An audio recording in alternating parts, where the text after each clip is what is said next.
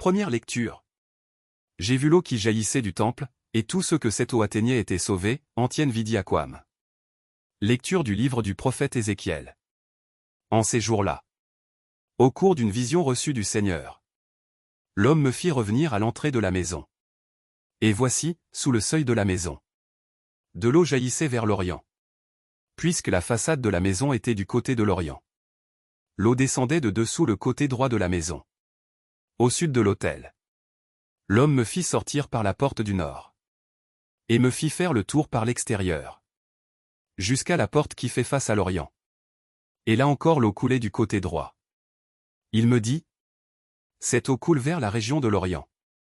Elle descend dans la vallée du Jourdain, et se déverse dans la mer morte, dont elle assainit les eaux. En tout lieu où parviendra le torrent, tous les animaux pourront vivre et foisonner. Le poisson sera très abondant, car cette eau assainit tout ce qu'elle pénètre. Et la vie apparaît en tout lieu où arrive le torrent. Au bord du torrent, sur les deux rives, toutes sortes d'arbres fruitiers pousseront.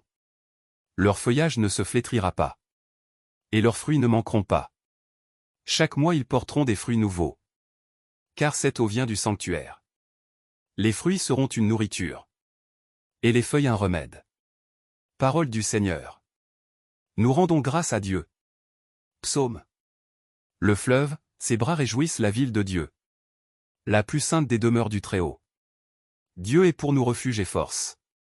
Secours dans la détresse, toujours offert. Nous serons sans crainte si la terre est secouée, si les montagnes s'effondrent au creux de la mer. Le fleuve, ses bras réjouissent la ville de Dieu, la plus sainte des demeures du Très-Haut. Dieu s'y tient, elle est inébranlable. Quand renaît le matin, Dieu la secourt. Il est avec nous, le Seigneur de l'univers. Citadelle pour nous, le Dieu de Jacob. Venez et voyez les actes du Seigneur. Il détruit la guerre jusqu'au bout du monde. Deuxième lecture. Vous êtes un sanctuaire de Dieu. Lecture de la première lettre de Saint Paul apôtre aux Corinthiens. Frères, vous êtes une maison que Dieu construit, selon la grâce que Dieu m'a donnée.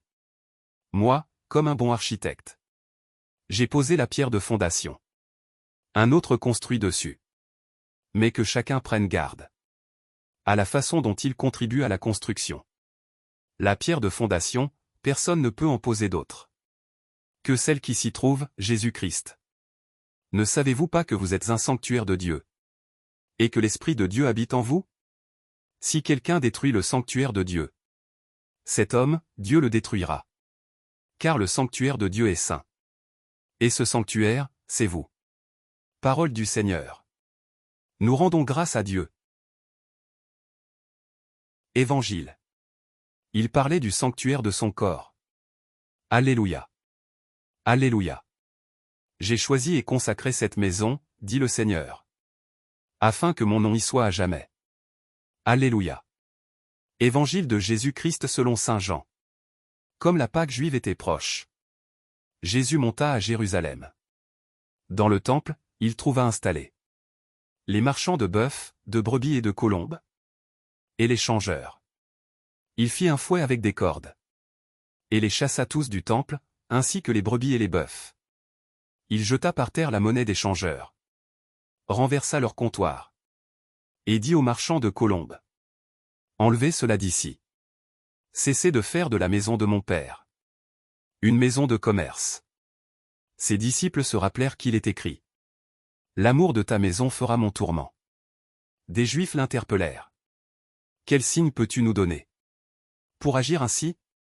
Jésus leur répondit, détruisez ce sanctuaire, et en 3 jours je le relèverai.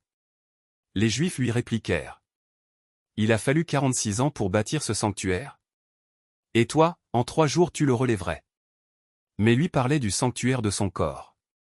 Aussi, quand il se réveilla d'entre les morts, ses disciples se rappelèrent qu'il avait dit cela. Ils crurent à l'écriture et à la parole que Jésus avait dite. Acclamons la parole de Dieu. Louange à toi Seigneur Jésus.